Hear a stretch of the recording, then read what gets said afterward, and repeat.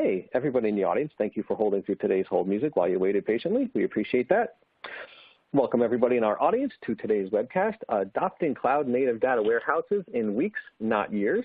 Today's webcast is sponsored by Datometry and brought to you by virtualizationreview.com. I'm Chris Flack, and I'm here to be your host for today's event, so thank you all for joining.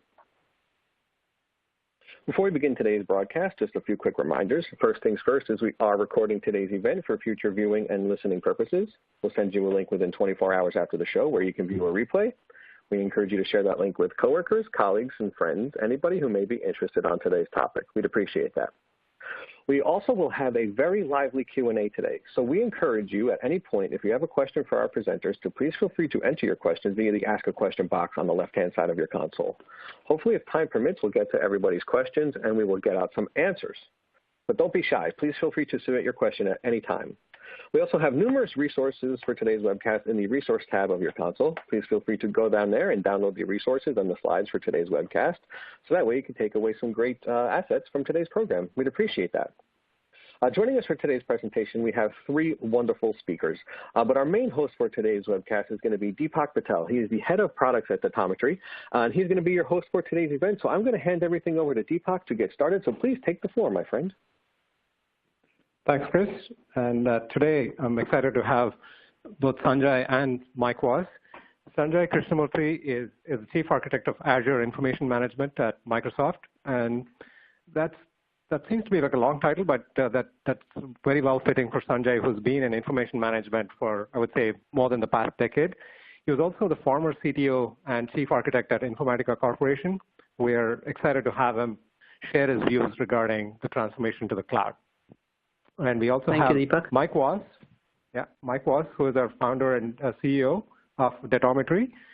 And he's one of the world's top domain experts on databases. He's worked on Greenplum, Arc Optimizer. He's worked on plenty more databases, which he doesn't want to admit to. He's held several key engineering positions at Microsoft, Amazon, Greenplum, and EMC. So today, Mike will actually launch into what's really happening in the enterprise data center. Why is the cloud really catching on now? What's happening different today in the market? With that, Mike, the floor is yours. Thanks, Deepak. Great to be here. Yeah, so there are a number of things that we see in the industry today, and the move to the cloud is, well, certainly not a secret. What we see, though, in the last 6 to 12 months is an incredibly accelerated move around the data assets. And when you look at this, this has always been one of the big challenges there.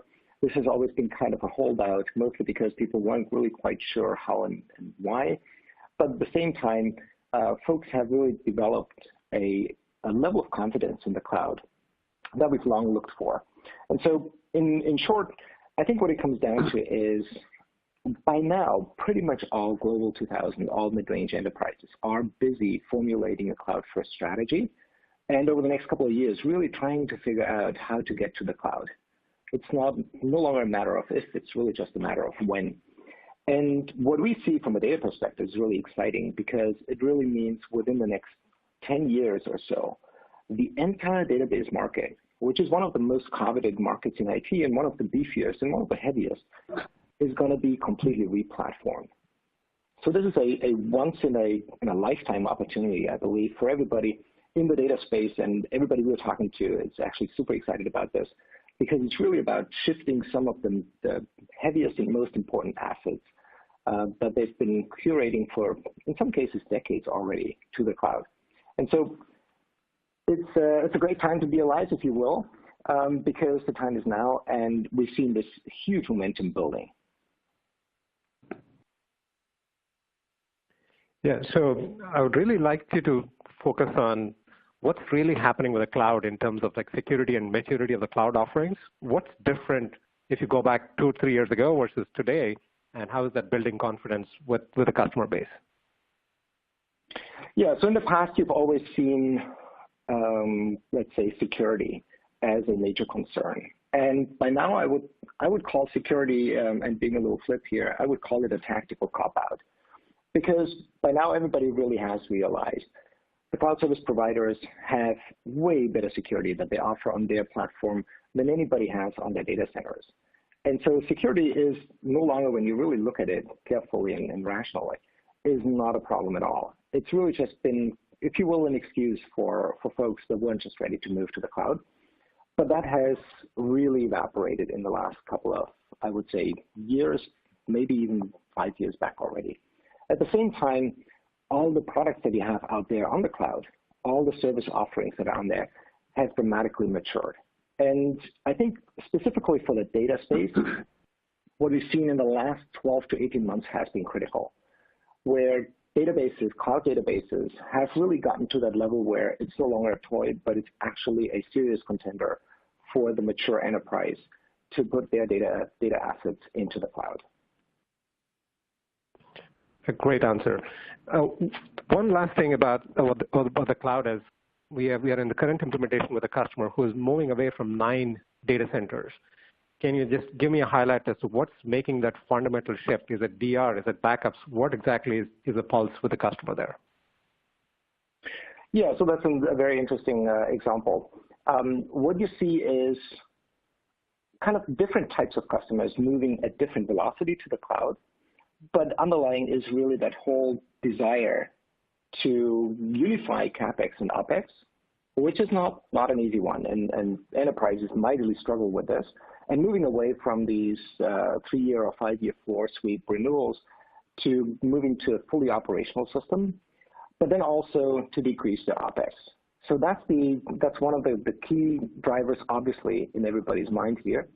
But at the same time, it's that completeness, it's that ease of use, it's the scalability, it's a whole slew of different dimensions that you would, in a data center or an on-premise installation, just struggle very, very mightily.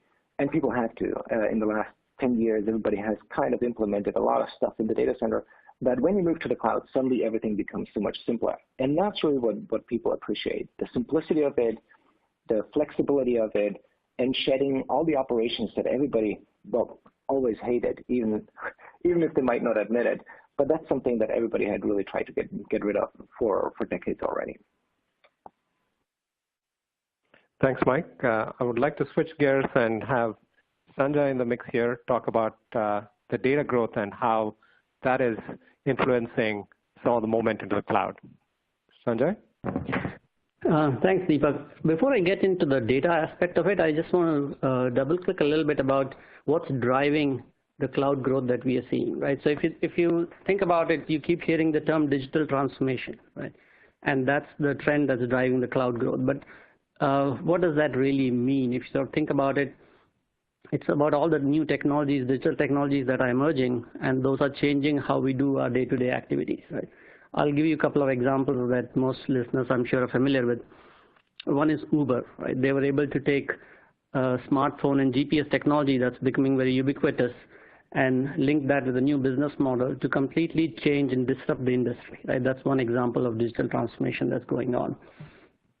Another example is Netflix, where they essentially ended up disrupting themselves. I mean, if those of you who remember, they were initially shipping CDs by mail, but then they realized that there's a new digital technology that is the broadband, and they were able to leverage that and stream essentially movies and content to your homes and devices. And now, if you sort of if you think about it, it's very hard to live without Netflix or one of these streaming.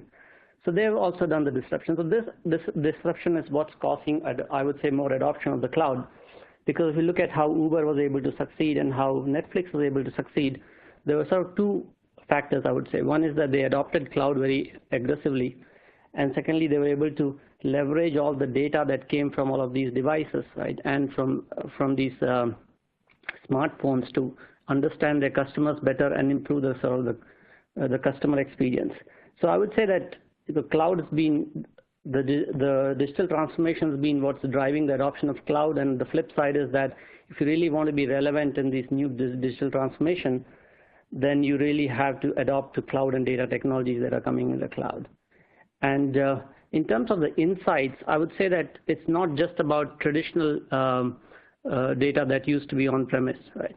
So if you think about it, we always had business insights, but that was really geared towards traditional data that was generated from, say, your business applications. But now you need to augment that with not just your web data that comes out as an exhaust from all your website visits, but also data that's being generated by all these IoT devices. You need to be able to put all of that together, and that's what's driving all of the data volumes that you're seeing in the cloud. And it's not just being able to take this data in the back end and store it. You also need to be able to take that, get insights from these, and then operationalize the insights, either through dashboards that a human uses, and more often, I think as you go forward, you'll have intelligent apps that can leverage these insights. And that's what's going to drive I would say, who survives in the next generation. I mean, if you just think about it, right? In S&P, the expectation is by 2020, average age of company that's in S&P 500 is going to be 12 years, right? And if you go back to 1960, that was 60 years. So that just tells you that how business is getting disrupted, and adoption of these new technologies such as cloud and data is what's really critical for you to stay relevant as sort of business go forward. Fantastic. With that, I think it's a great foray into what's really happening in the traditional data warehousing space and how the decoupling of compute and storage is really driving the tectonic shift there.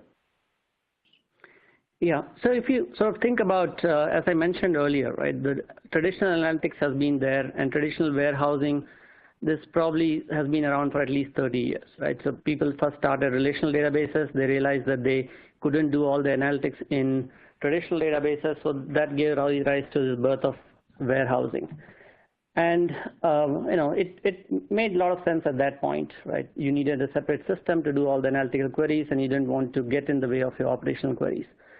Then the challenge now, if you were to take that and adopt that to the cloud, the challenge is that your storage and computing are coupled. That means you don't get the elasticity that you need. So for example, if you need to bring in more data, or if your workload is bursty, you need to actually provision for the peak load, which means that you actually end up paying a lot more than you really need to pay, right? There's no elasticity, so you can't scale down, you cannot pause. Similarly, let's say that as your business grows, your data needs grow. At some point, you need to go to a forklift upgrade, which basically means you're bringing new clusters, you're bringing new hardware, and you basically have to go through this very painful migration from an old hardware to new hardware. I think all those sort of limit how you can leverage the traditional warehousing architecture to the cloud. And you're seeing some of that, and that's why you're seeing birth of completely new architectures in the cloud that do away with a lot of these challenges that were there with the traditional data warehouses. Fantastic. And before I give away the prize slide here, which really talks about the Gen 2 slide, I would like for you to walk us through when Gen 1 launch happened to what's really happening now with Gen 2 18 months later, and how it's really exciting the customer base regarding this launch that just happened in the last month. Yeah, so as I mentioned earlier, Gen 1 was about breaking all the challenges, all the limitations that traditional data warehouses had.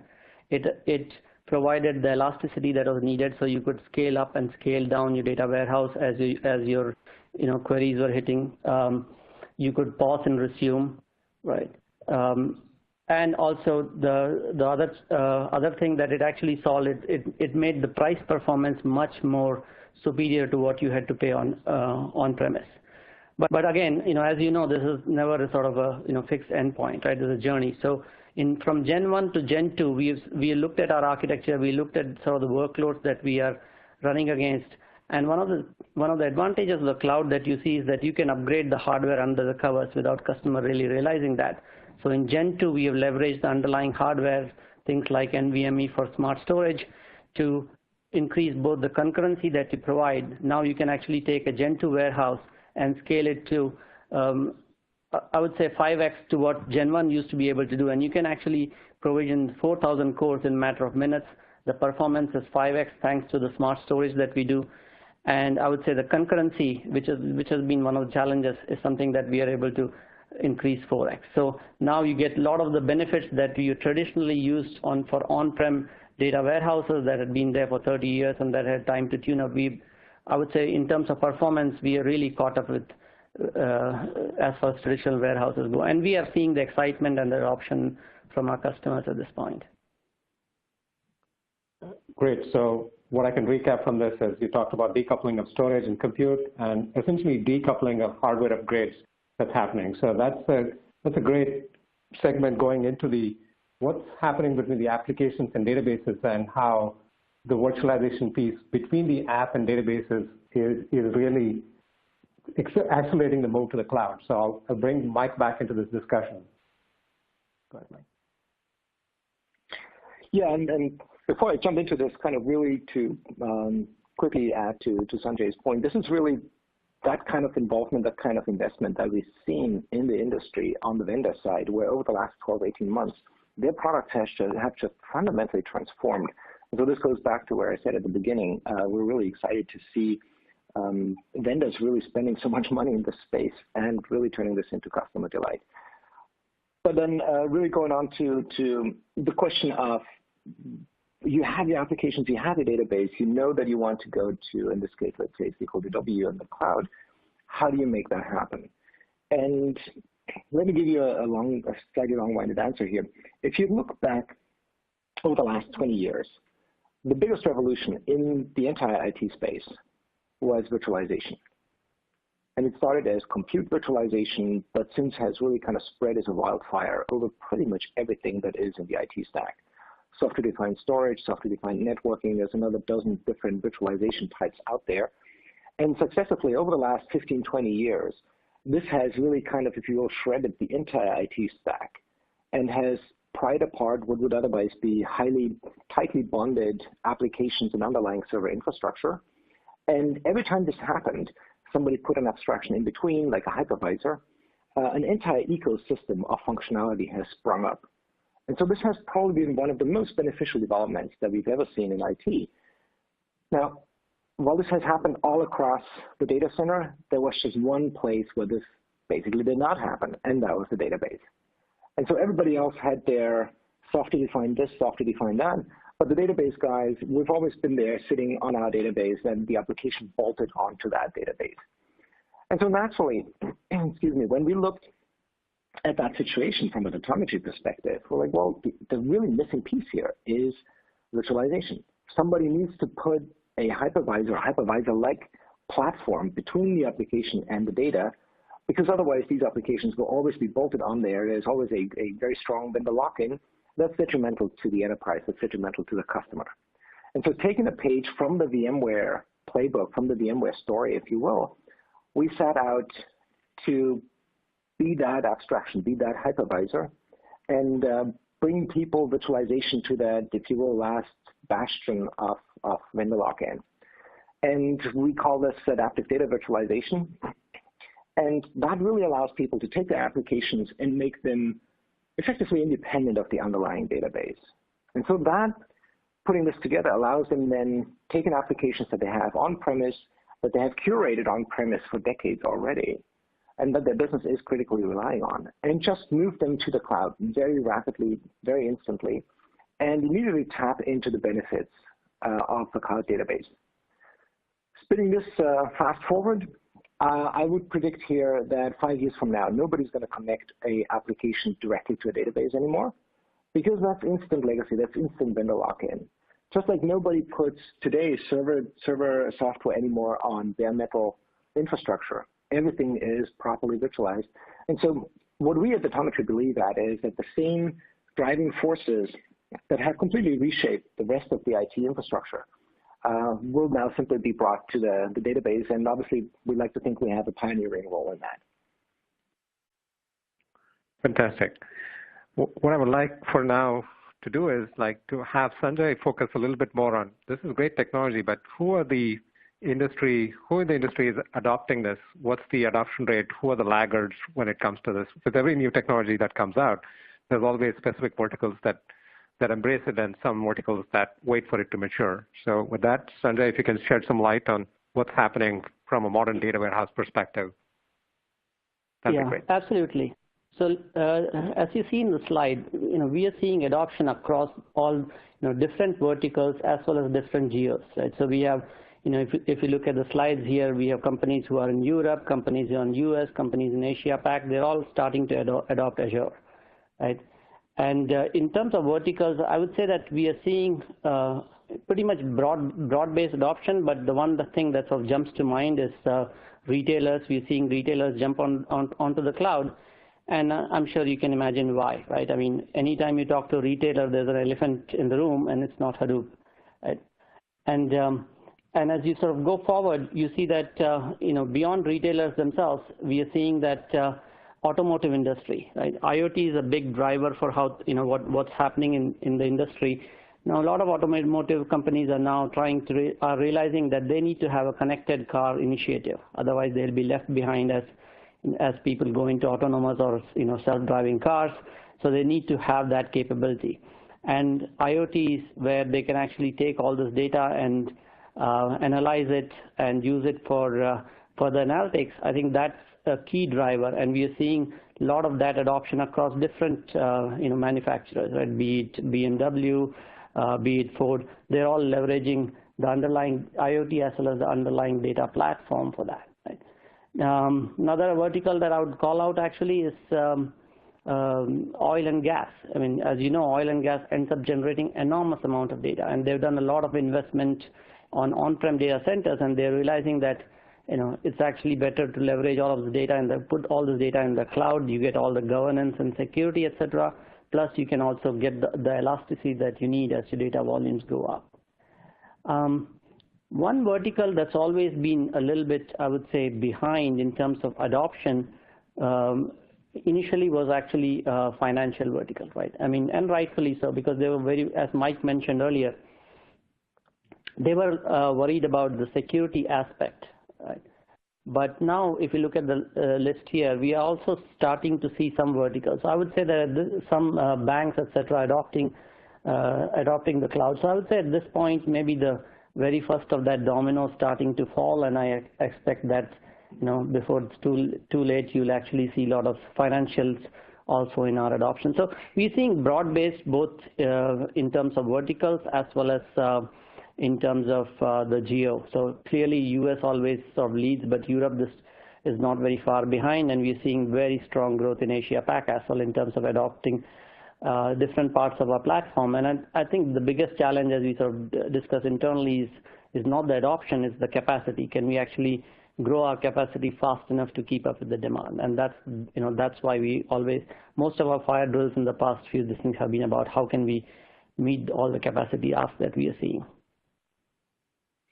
Great. So it's not just about the cloud economics. It's actually driving the business growth. They have to be in the cloud to actually drive digital transformation and new business is what I'm hearing. With that, exactly. Let's double click into the modern big data warehouse and how the simplicity is actually driving more and more workloads to be that now the cloud is more capable of running these workloads. So I'll have you focus a bit on that and help us out a bit on how this ingestion. Okay. Yeah, so let me talk a little bit about how the architecture itself is changing. Analytics architecture itself is changing. So in on-premise world, given that your data warehouse actually and data storage was very expensive, and you had a lot of governance into what could they go into your traditional data warehouse, I think people are adopting a sort of what we call modern big data warehouse architecture, right? And Gartner calls it logical data warehouse. People call it different terms, but the idea is that you bring data instead of doing all the transformations a priori, right? And maybe deciding a priori what kind of questions you might be asking on your data. You bring all your data, whether it's log data, whether it's business data, in its raw form into your data lake, right? And once you brought it into data lake, then it opens it up for different use cases. You may actually do exploratory analytics or model training on this raw data with some form of preparation, or you might actually take this data and put some of the business critical data that drives your business analytics into a data warehouse. And we're seeing that pattern where curated, well-governed data that you can trust drives the analytics that is very business critical. You wouldn't want to run your end of the quarter report on data sitting in a data lake. So you bring all of that data through all the governance processes into your data warehouse. And the result of this is you actually go from an ELT pattern to an ETL pattern to an ELT pattern, where instead of doing extract, transformation, and load, you first load things in raw form, and that opens that data up for many different explorations, and then you do the transformation using some of these emerging technology stacks, and then you move that into warehouse. And one other thing I would add is that, one of the ways things are changing is now that you have a lot more people, a lot more data professionals, right? So both on the consumer side, on the producer side, they're asking for a lot of choice in terms of how do they interact with their data, how they build their pipeline. So they're looking for not just graphical way to build my data pipelines. That may be one constituency, but you also have customers who want to be able to use code, especially if they are doing something very specialized processing where they're doing transformation on semi-structured data. So you want to have, the platform is sort of becoming much more mixed in terms of the kind of users it allows. And also on the other hand, on the consumption side, the platform is also emerging where you have data scientists who use their tools to explore the data. You have data analysts who use some of the BI tools or what they call agile BI tools. Then you have the traditional reporting. So you have not only are the number of sort of data producers are increasing, but also your data consumers are also come in different personas, if you will. Got it. Yeah, we see a lot of customers looking at this and how they can simplify their whole data pipeline. And we are excited to work with them. But the one thing that when we talk to customers that happens is they hear the dreaded word rewrite or redesign, and typically all these projects come to a standstill. And I would like to have Mike explain a bit on how we help avoid this whole rewriting and what's this pitch with virtualization, how the whole decoupling actually comes into play. Yeah, rewriting is a big specter of the industry. And just to give you some basic numbers here in terms of economics, as a rule of thumb, people typically see they will have to spend anywhere between 2 to 5, sometimes even up to 10x of the annual spend as a status quo in order to replatform a data warehouse. And so when you look at that, today, let's say you have a $10 million data warehouse annual spend, you're very quickly up to 20 to 40, maybe even $50 million in that rewriting. And naturally, that is not anything people get excited about. If you look at the macroeconomics of this, if you look at the entire database market, and let's say for simplicity, we just say 2x in terms of rewriting, that means the industry will spend anywhere between 60 to maybe $80 billion over the next 5 to 10 years to replatform into the cloud. This is a massive amount of money. It's a massive waste of time, if you ask me, and naturally, nobody's excited about this. And so what we at Datometry looked at this is, well, how can we decouple these things? Because when you rewrite your applications, sure, you make a couple of cleanup jobs, you make a couple of modifications, etc. But by and large, you're re-implementing your existing business applications more or less to do the same thing, just on a different platform. And from that perspective, this is sunk cost if you just rewrite them. So how do we decouple this? How can we pry this apart and let you take your business applications today? And this is, at the end of the day, this is where the value is. You're in this to solve data problems, not database problems. So how can we get you to take this to the, take this and take this to the cloud? And at Datometry, at Datometry, we've taken this as a blueprint of an engineering challenge for us. And really coming back to the VMware story of virtualization, bring that virtualization to the enterprise. Think of it as a hypervisor that sits between the application and the database that lets you now take these applications, move them over, slide them over, and this is really where the title of our webinar came from. Instead of years, now do this in weeks. And that's a fundamental redefinition of the entire, so to speak, the way the industry is going about this. And as you can imagine, this is super exciting for the people who are facing the problem in the first place, because instead of going through a 3 to 5 year rewrite, they can actually get there in a couple of months. But also view it from a perspective of vendors and cloud service providers, because for them, this enables them to onboard enterprises now rapidly and really kind of modernize the entire industry. So this is a fundamental change of how people do business. And we'd like to think that this is really the future. This is really simplification and so many benefits unlocked in such a short time.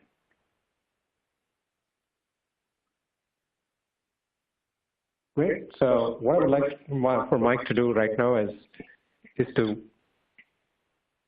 double-click on the technology piece, because I'm sure we've all heard enough about the movement to the cloud and how Datometry can actually decouple the stuff. I would really want Mike to focus now on this. And in the meantime, if you want to look at more resources, you can go to datometry.com/resources and actually look at the Cloud Express articles and everything else that we have to offer. With that, Mike? Yeah, let's dig down into this. So what you see here in this chart is at the top, the box with the applications, a lot of logos that you probably recognize from what are you using today. And these are all your name brands in terms of reporting and BI and analytics, as well as ETL. What you probably can't really make out in this drawing here is there is a lot of custom applications typically that sooner or later sprout up around your data warehouse, and they use either native utilities or all sorts of third-party products.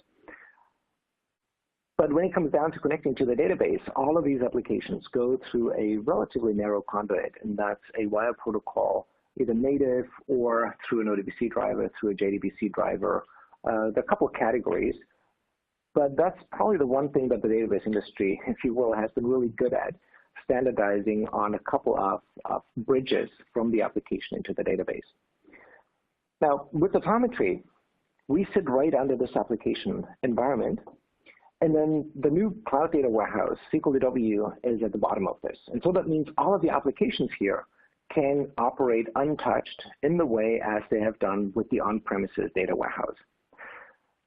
One thing that we very often get is, well, why would I need this, for example, if I have MicroStrategy or if I have one of the other shrink-wrap BI or reporting tools sitting on top of this? Wouldn't they naturally work on a cloud data warehouse? And the answer is, yeah, according to the marketing collateral, they do. But if you look closely, what you see is that over the years, pretty much all of these applications got contaminated with specific SQL terms, with specific syntax, with specific features that you use in your data warehouse. And it's very common that at the end of the day, none of your reports, even though they use a third-party product, are actually portable. We've seen this recently with a major IT equipment manufacturer, where virtually every report that they had ended up using specific macros and sort procedures that were not available on that new target data warehouse. And therefore, they had to really look at what would it take to rewrite over 35,000 moving pieces in the data warehouse. With Datometry, all of that pain is taken out of the equation, because you simply run it as if it were still sitting on its on-premise data warehouse. And under the covers, you can now tap into the benefits, into scalability, into all the interoperability with other tools into that new cloud data warehouse. Fantastic. No discussion can not involve economics of why somebody wants to do this. So we'll close out this discussion with the economics of moving to the cloud. What's the benefit of going with Datometry, and what are you avoiding, and how you can actually get your ROI just by adopting Datometry and then going to the cloud. All right, this is really my favorite graph, because it kind of contains everything that you need to know about this subject. What we have here on the x-axis is really the timeline typically in years. And take this with a grain of salt. This is an average replatforming effort, kind of boiled down to the major characteristics. On the y-axis, 100 is your status quo. That's where you are today. And so if you just look at the blue curve, this is what most people currently have in their mind when they're thinking of migrating to the cloud.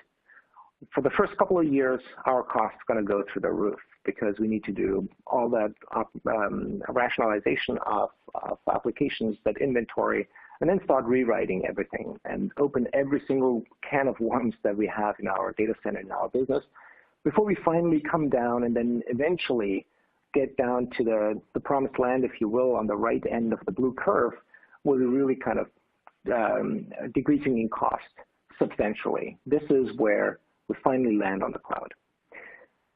This hump to go over is obviously toxic. It takes really long. It's heavily risk-laden, and the cost is almost prohibitive.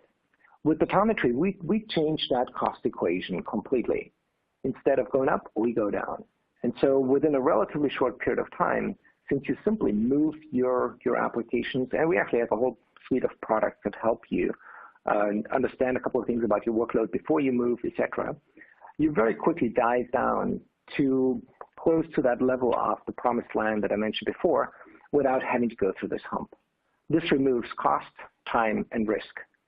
And that's really kind of how we redefine the economics, very much along the lines of what every virtualization technology has done in the IT stack. Fantastic, Mike. I think when we discuss with customers, the one thing that always stands out is the risk of replatforming. And that's the one thing that we couldn't put it in many dimensions here, but you got to remember it's not just about cost, but there's a huge factor of risk that comes along with replatforming. With that, we would open up for Q&A. We have a few links here that'll help you through your journey into the cloud. We have a survey, upcoming survey, a 2-minute survey where you have a chance to win the Bose wireless headphones. And you can also watch Mike in I would say, in full 3D color in more videos with the Cube. We also have a lot of documentation regarding the Microsoft Azure SQL Data Warehouse. With that, I would like to open up for Q&A, where you can actually type in your questions in the Q&A window here. Oh, I already have a question right up. So this is for Mike. The question is, what is the typical engagement of Datometry look like when we work with a customer when they're looking to replatform to the cloud? Okay, so it goes really in 3 stages. The first one is a quick inventory that we do in an automated way, where we basically tell you what's in your workload, in your data warehouse today, what's in your workloads today. Most people, ironically, don't know what's actually going on their box. These are systems that over the years have grown in all sorts of directions. And so first of all, we want to get kind of clarity on what's going on in the system.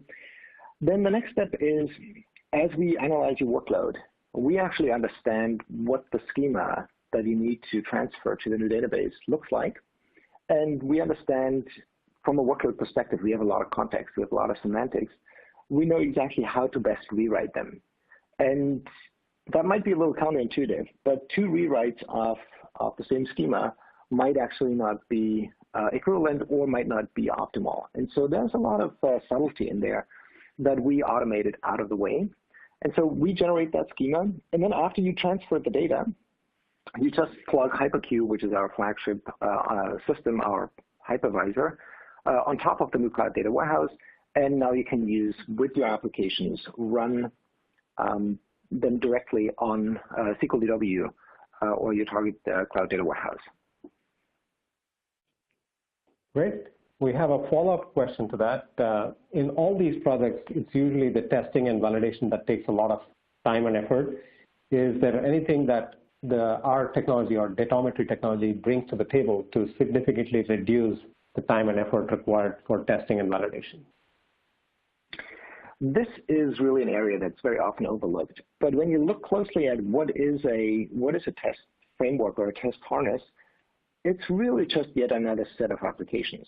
And so that means in a manual migration, you also need to migrate your test infrastructure. And as you can imagine, that's a huge room for error, because you need to have the same quality measures, you have to have the same quality standards to apply to your test infrastructure that you also have for the applications. And very often this is an afterthought, and folks really just discover this in the later stages of their migration project. With Datometry, we take that pain and also the risk out of the equation. You can just run your test applications as you run your actual business applications, and that means your test cycles become so much shorter, because you know exactly, well, you leave them unchanged. You know exactly what the results are that come back. You can even run them side by side against your on-premise data warehouse and the cloud data warehouse. And so that actually makes it so much easier for people to make sure that we have the same functionality, that we have functional correctness. Great. We do have a question regarding Azure SQL Data Warehouse as to how far is it from reaching parity in terms of the Teradata on-prem appliance? Sanjay, do you want to take a crack at it while we also answer that?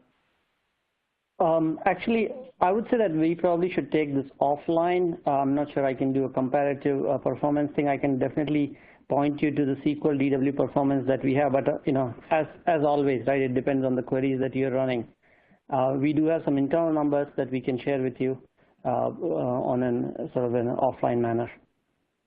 Got it. So we will definitely get back to that question, to that person who asked that question. But the moral here is every 18 months there's a hardware upgrade that happens within the cloud, and that is converging. We see this happening day in, day out with respect to what's happening on the cloud data warehouse. But to reiterate what just Sanjay mentioned, mileage varies. It really depends upon your application workload. But we have effectively migrated quite a few customers onto the cloud data warehouse, onto Azure SQL Data Warehouse today. There is another question regarding Datometry's capabilities regarding transactional databases. How far are we from achieving that? Is it just for cloud data warehouses? Mike? Interesting. Yeah, so when you look at the technology that we put together, that is pretty much agnostic in a lot of ways of the actual upstream and downstream databases as well as the workload. We treat this really as first and foremost as a database problem. And if you look at what's happening technically, we basically intercept the communication of the application with the database, then build over the intercepted communication, build a mathematical model, and then convert this in real time down to the language and protocol, whatever is needed on the downstream system. So there's inherently nothing in there that would confine us to data warehouses only. The reason why we started here at Datometry with data warehousing is really, if you will, one more of business focus, and that is these are usually the biggest data assets and the ones that are the hardest to move, and these are the ones where customers, in our experience, have been hurting the most. And so going to help them on the data warehousing side really was our first priority. That said, since there's really nothing inherently keeping us from bringing this technology to other databases, we obviously look at what's next, where to go, and transactional databases are certainly on our radar. I actually, as a matter of fact, just had a call prior to this webinar this morning exploring this with a partner. And this is really a space where, in the long term, we want to conquer this entire matrix. Think of it as any application on any database, and it shouldn't matter whether this is transactional or data warehousing. And at the end of the day, we see very few purebred workloads anymore. This is usually a set of mixed workloads in the first place. So we definitely go in there. In the very near future, we are initially focusing on data warehousing, but please stay tuned and check back frequently. We are definitely going into the transactional space going forward. Great. We do have a question on where is the Datometry software deployed? What's the geography look like? Is there any hardware required on the client? Yeah, so to deploy Datometry, you got to understand how database applications communicate with servers today. And that is, luckily for us, if you will, that is very clean and very abstract through network communication. And so that means as long as there's network connectivity, our product, HyperQ, can basically sit wherever you want, which is a great relief, so to speak. But at the same time, naturally, you would like to deploy this in the cloud or whatever is most convenient really for your means. What we want to do is give you the liberty to use your applications with the cloud data warehouse. And so if it is for whatever reason, and I can't even really think of any good technical reason, that you would like to have to see this closer to your applications, or whether this is really closer to your database, it doesn't matter. But my rule of thumb is you really want this in the cloud. You really want this in the most SaaSification way of deployment that you can imagine. Great. I do have a question for you, Sanjay. The question here is is the cloud, would you treat cloud as a destination or as a starting point in the digital transformation piece? I'll just play off your travel metaphor. Actually, I see this more as a journey, right? So it's not just about taking your data to the cloud and you're one and done, right? It's about what sort of business outcomes you can drive. So once you have your data in the cloud, you want to be able to do additional analytics, bring other data sets that maybe potentially from your partners, so you can mash your data with other partners' data as well to get better insights. And then also being in the cloud also opens up room for additional analytics, right? For example, you may apply things like machine learning and some of the other models that we provide as service in Azure, and you take your data to those models and get even more, I would say, advanced analytics. So I see this as sort of a step one of a longer journey. So it's just beyond sort of how can I reduce my TCO. It's about how can I get better insight, and that's a multi-step process. I guess what you're saying is change is permanent. So we're happy to help anybody as part of that journey.